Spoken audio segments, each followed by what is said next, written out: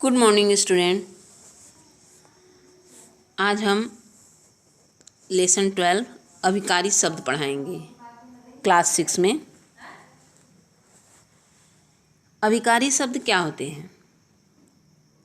जो शब्द लिंग, वचन, काल आदि से प्रभावित नहीं होते तथा हर लिंग, वचन और काल में एक रूप में ही बने रहते हैं उन्हें अभिकारी शब्द कहते हैं।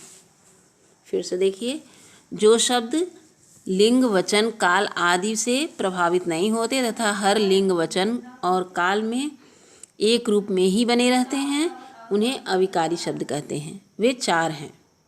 पहला क्रिया विशेषण, दूसरा संबंध बोधक, तीसरा समुच्चय बोधक, चौथा विस्मयादि बोधक।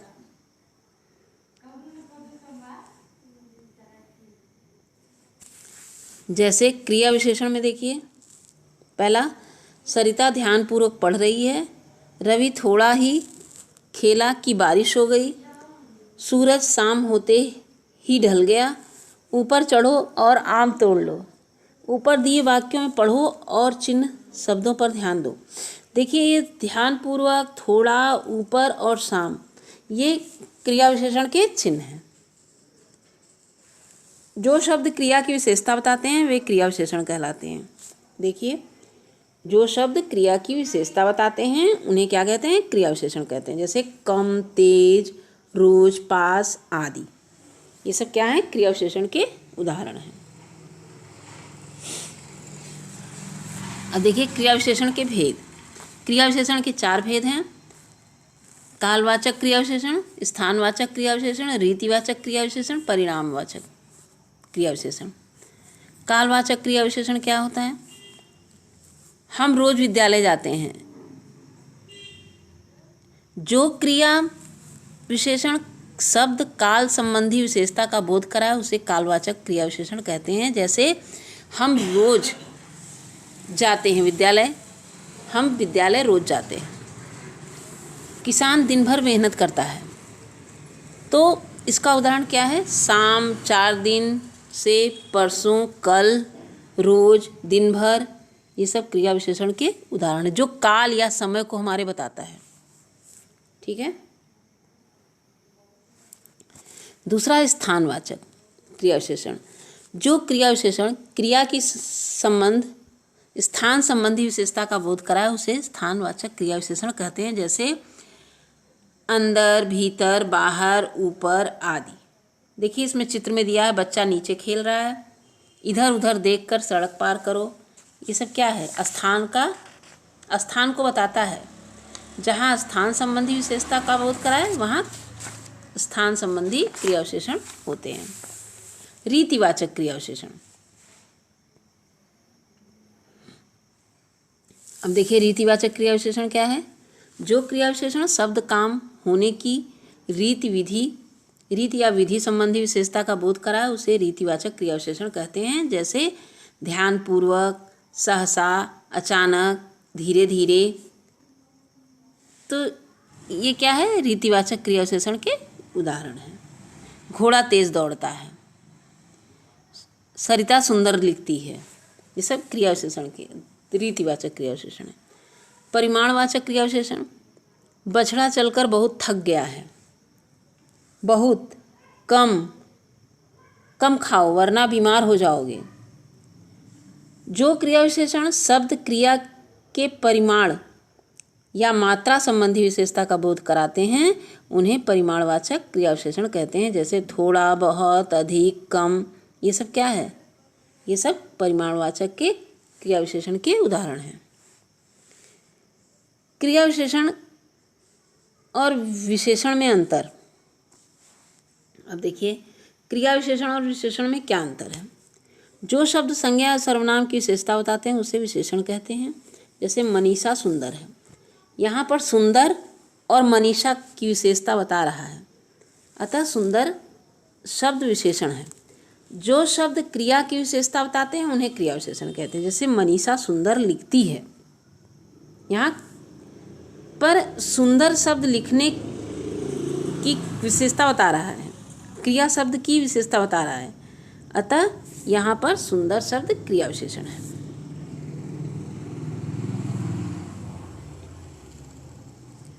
अब देखिए क्रिया की विशेषता बताने वाले शब्द क्रिया विशेषण कहलाते हैं। जैसे क्रिया विशेषण के 4 भेद हैं। काल संबंधी,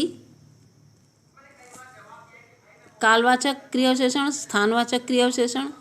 तो क्रिया विशेषण, रीतिवाचक क्रिया विशेषण, क्रिया विशेषण और रीतिवाचक क्रिया विशेषण और परिमाणवाचक क्रिया विशेषण। इस तरह विशेषण, विशेषण क्या है नीचे देखिए, संज्ञा या सर्वनाम की विशेषता बताते हैं, वो विशेषण कहलाते हैं। क्रिया क्या है, क्रिया की विशेषता बताने वाले क्रिया विशेषण कहलाते हैं। आइए अभ्यास करें। नीचे लिखे वाक्यों में क्रिया विशेषण शब्द छांट कर लिखिए। अब देखिए ऊपर जाओ तो इसमें ऊपर क्रिया विशेषण है। सोहन बहुत तेज दौड़ता है, तेज क्या है, ये क्रिया विशेषण है। ग में देखिए सुमन ने मधुर गाया, मधुर ये भी क्रिया विशेषण है। घ थोड़ा, रोज थोड़ा घूमो तो स्वस्थ ठीक रहेगा, रोज क्रिया विशेषण है। अंग मनोज रात को घर लौटा, मनोज रात, रात क्रिया विशेषण है। दूसरा देखिए, लिखे रंगीन शब्द विशेषण है या क्रिया विशेषण, छांट के लिखना है। क में विशेषण है, ख में क्रिया विशेषण है, ग में रात भर क्रिया विशेषण है, घ में क्रिया विशेषण है, अंग में क्रिया विशेषण है। अब देखिए आपका बहुविकल्पीय क्वेश्चन है। क्रिया विशेषण विशेषता बताता है किसकी, क्रिया की। ग है, ग का सही है। दूसरा क्रिया विशेषण के भेद, कितने भेद हैं, 4 भेद हैं।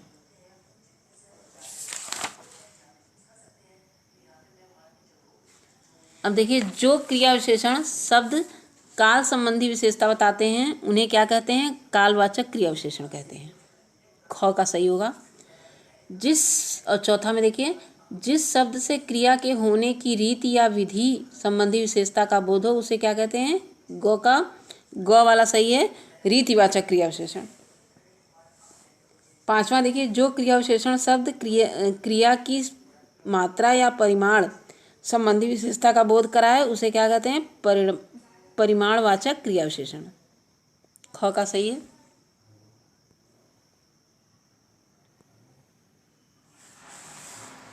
बछड़ा गाय के आगे चल रहा है, संबंध बोधक। बछड़ा गाय के आगे चल रहा है, घर के चारों ओर पेड़ है, मुर्गी के साथ बच्चे भी दाना चुग रहे हैं, पेड़ के नीचे घोड़ा बंधा है। इन चित्रों के नीचे लिखे वाक्यों में के आगे, के चारों ओर, के साथ, के नीचे शब्द वाक्य में आए दूसरे शब्दों के संबंध बता रहे हैं। अतः देखिए संबंध बोधक क्या है, जो शब्द वाक्य में आए शब्दों का अन्य शब्दों से संबंध बताते हैं वे संबंध बोधक कहलाते हैं। जैसे के पश्चात, के भीतर, की अपेक्षा, की जगह।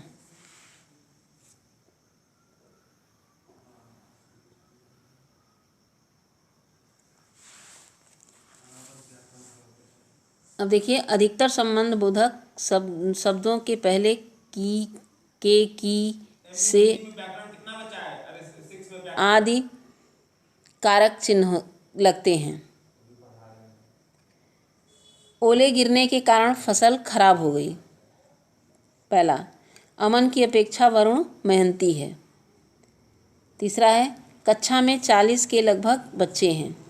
गंगाधर अपने माता पिता की खातिर स्वदेश लौट आया। पांचवा है, वह नदी के पास रहती है। छठा, मुर्गी के पीछे चूजे भी चलने लगे।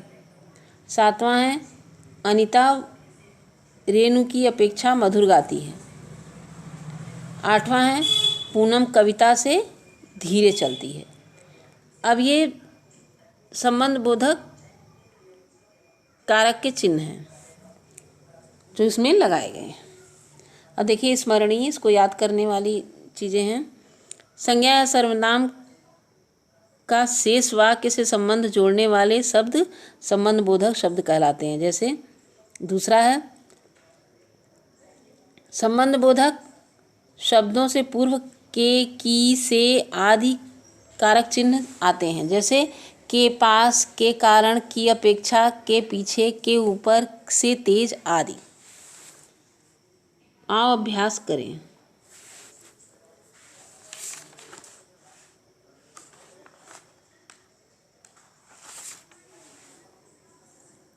संबंध बोधक अव्यय क्या है? इसमें देखिए संबंध बोधक का दिया हुआ है, संज्ञा या सर्वनाम के शेष वाक्य में संबंध जोड़ने वाले शब्द संबंध बोधक कहलाते हैं। जैसे के आगे, के चारों ओर, के नीचे, के साथ इत्यादि। फिर संबंध बोधक और क्रिया विशेषण में अंतर। क्रिया विशेषण क्रिया की विशेषता बताते हैं, ठीक है, और संबंध बोधक क्या करते हैं आप बताइए। देखिए हम बता रहे हैं, क्रिया की विशेषता बताने वाले क्रिया विशेषण होते हैं और जो शब्द संज्ञा वाक्य में आए शब्दों का अन्य शब्दों से संबंध बताते हैं वो संबंध बोधक कहलाते हैं। दोनों का अंतर स्पष्ट हो गया। अब देखिए रंगीन शब्द क्रिया विशेषण है या संबंध बोधक, सामने लिखिए। क में संबंध बोधक है, ख में क्रिया विशेषण, ग के भीतर संबंध बोधक, घ भीतर क्रिया विशेषण है, अंग तेज क्रिया विशेषण है, च के समान संबंध बोधक, के पास संबंध बोधक, ज पीछे पीछे क्रिया विशेषण, झ पर संबंध बोधक, इय के पीछे संबंध बोधक। अब देखिए बहुविकल्पीय प्रश्न है। संज्ञा या सर्वनाम का शेष वाक्य में संबंध जोड़ता है। संज्ञा या सर्वनाम का शेष वाक्य से संबंध जोड़ता है संबंध बोधक। ग संबंध बोधक का उदाहरण के साथ ग का होगा। संबंध बोधक के उदाहरण हैं की ओर, घ का। तीसरा और चौथे में नदी के किनारे एक गांव था। इस वाक्य में संबंध बोधक के किनारे, ख का। पांचवा की अपेक्षा से धीरे धीरे उदाहरण संबंध बोधक। अब देखिए समुच्चय बोधक क्या है।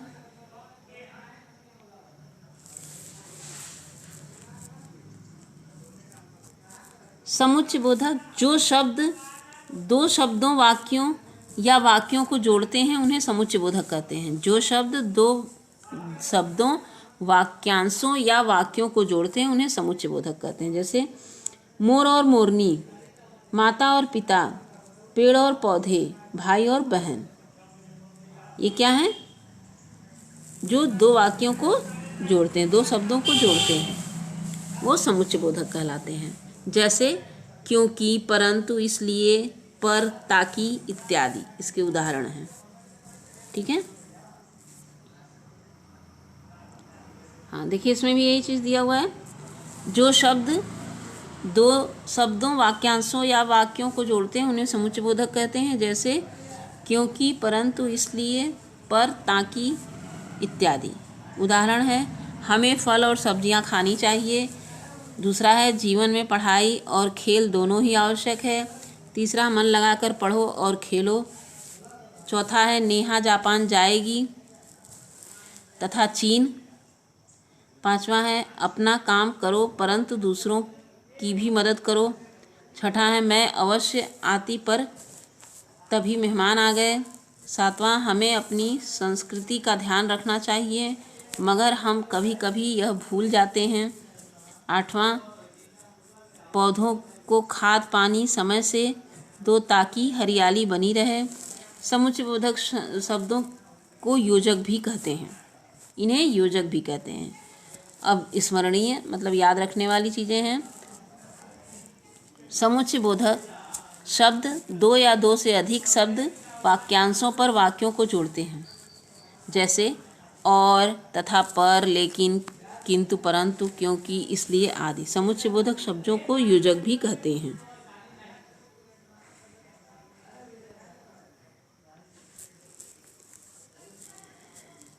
जैसे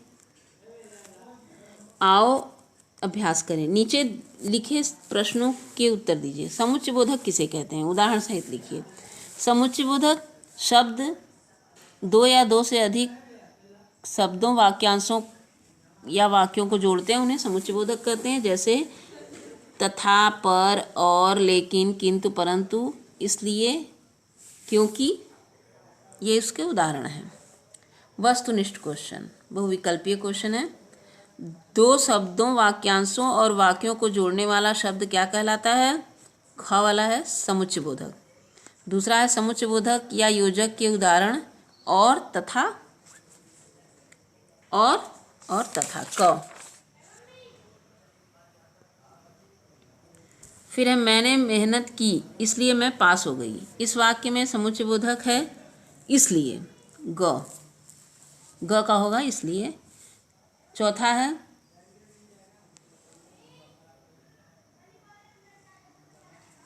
काम कर लो अन्यथा पछताओगे। इस वाक्य में समुच्चयबोधक अन्यथा। पांचवा स्नेहा की लंबाई अच्छी है परंतु उसके भाई की कम। इस वाक्य में समुच्चयबोधक है परंतु। छठा जल्दी करो ताकि इस समय से पहुंच सके, हम समय से पहुंच सके, ताकि। ख विस्मयादि बोधक। विस्मयादि बोधक क्या है? इसका उदाहरण देखिए, परिभाषा। जो शब्द हर्ष, भय, शोक, विस्मय, घृणा, ग्लानि, लज्जा आदि भावों का बोध कराते हैं उसे विस्मयादि बोधक कहते हैं। जैसे हाय, साबस,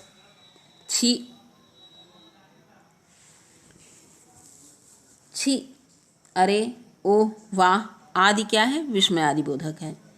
इसके उदाहरण हैं बाप रे बाप कितना बड़ा सांप है, ओह कितनी गर्मी है, हाय कितना सुंदर चित्र है, वाह हाथी कैसे झूम रहा है, अरे आप आ गए, हाय बेचारा मर गया। ये सब क्या है?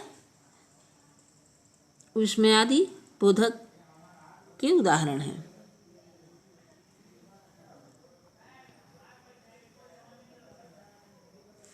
अब देखिए, अरे, शोक, घृणा, विस्मय आदि का बोध कराने वाले शब्द विस्मयादि बोधक कहलाते हैं। जैसे हाय, वाह, हाय, बाप रे, अरे, छी आदि। आओ अभ्यास करें। विस्मयादि बोधक अव्यय किसे कहते हैं? उदाहरण सहित लिखिए। तो ये दिया हुआ है ऊपर। हर्ष, शोक, घृणा, विस्मयादि बोधक का विस्मय आदि का बोध कराने वाले शब्द विस्मयादि बोधक कहते हैं। जैसे वाह, हाय, बाप रे, अरे, छी आदि। निम्नलिखित वाक्यों में विस्मयादि बोधक शब्द भरो। हाय, क का है हाय मर गया, बेचारा मर गया। छी कितनी बदबू है, अरे आप अब तक तुम कहाँ थे, वाह कितना सुंदर फूल है, शाबाश तुमने तो कमाल कर दिया। वाक्य पढ़ो और देखो सही विस्मयादि बोधक शब्दों का प्रयोग हुआ है अथवा नहीं। सही के सामने सही और गलत के सामने गलत का चिन्ह लगाओ। छी तुम मेरे घर आए, सही है। शाबाश तुमने अच्छा काम किया, सही है। वाह वाह मूर्ख क्या कर रहे हो, गलत है। ओह वह आ गया, गलत है। अरे तुम आ गए, सही है। नहीं, पहले ऊपर से देखते हैं। उफ तुम तेज दौड़े, गलत है। आहा कितनी तेज गर्मी है, गलत है। वाह वह बीमार है, गलत है। अरे तुम आ गए, ये सही है। अब देखिए वस्तुनिष्ठ क्वेश्चन, बहुविकल्पीय प्रश्न है।